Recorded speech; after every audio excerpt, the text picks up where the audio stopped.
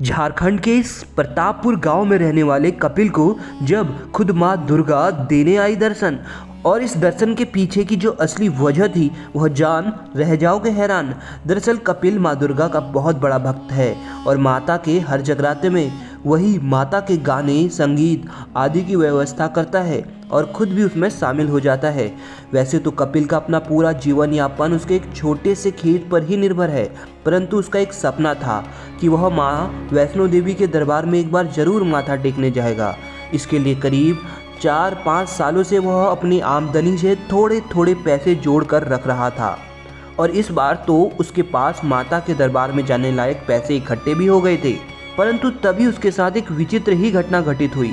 दरअसल इस बार बारिश ना होने के कारण एक बूंद भी पानी की धरती पर न बरसी, जिस कारण इस बार कपिल के खेत की फसल बुरी तरीके से बर्बाद हो गई, क्योंकि हर जगह भारी सूखा पड़ा था और जो पैसे उसने इकट्ठे किए थे उसमें से कुछ पैसे उसे अपने खर्चों के लिए निकालने ही पड़ गए। परंतु पैसों को प्रयोग करते समय वह अंदर ही अंदर बहुत दुखी हो रहा था। उसे अपनी हालत पर अब रोना आ रहा था और एक दिन तो उसने अपने घर के मंदिर में ही माँ दुर्गा की मूर्ति के सामने अपना दुखड़ा रोना शुरू कर दिया। कपिल रोते हुए माँ दुर्गा से बोला कि क्या मैं सच में आपके दरबार में आने लायक नहीं हूँ? क्या आप नहीं चाहते कि मैं आपके दरबार में आऊँ? और फिर वह नाराज होते हुए माता से बोला, ठीक है माँ, अब मेरी भी यह हट है कि अब आपको खुद मुझे दर्शन देने यहाँ आना होगा और जब तक ऐसा नहीं होगा मैं अन्न त्यागता हूँ। और कपिल ने पूरी तरीके से खाना पीना छोड़ दिया।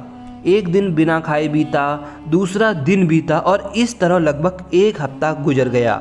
कपिल बगैर खाए पिए ही रहा और जिसकी वजह से उसकी हालत दिन प्रतिदिन बहुत खराब होने लगी। अब तो उसे चलने फिरने में भी मुश्किल आने लगी। एक रात उसको बड़ा ही विचित्र सपना आता है। उसने देखा एक बहुत ही सुंदर स्त्री जो देवी के समान लग रही थी शेर पर सवार होकर उसके पास आई और उसे बोली, पुत्र, मैं तुम्हें दर्शन देने के लिए तुम्हारे गांव आ चुकी हूँ। कल सुबह तुम अपने घर के बगल वाले तालाब के पास जरूर जाना, मैं वहीं तुम्हें अपना दर्शन दूंगी। अगली सुबह जब कपिल उठा वह तुरंत अपने 2 दोस्तों के साथ माँ के बताए जगह पर जा पहुँचा। उसे अपने सपने वाली बात पूरी तरीके से याद थी। जैसे ही वो अपने घर के पीछे वाले तालाब में पहुंचा तो वो हैरान रह गया, क्योंकि पानी में उसे कुछ बुलबुले उड़ते दिख रहे थे। और तभी कपिल के दोनों दोस्त तालाब के उस बुलबुले वाले स्थान पर जाकर देखने लगे तो उन्हें कुछ दिखाई सा दिया। तो उन्होंने उस चीज़ को जब बाहर निकाला तो वे तीनों हैरान थे। उन्हें अपने आंखों पर विश्वास नहीं हो रहा था। उन्हें माता रानी की एक अद्भुत और दिव्य प्रतिमा के दर्शन हुए थे। कपिल का तो खुशी का ठिकाना न रहा।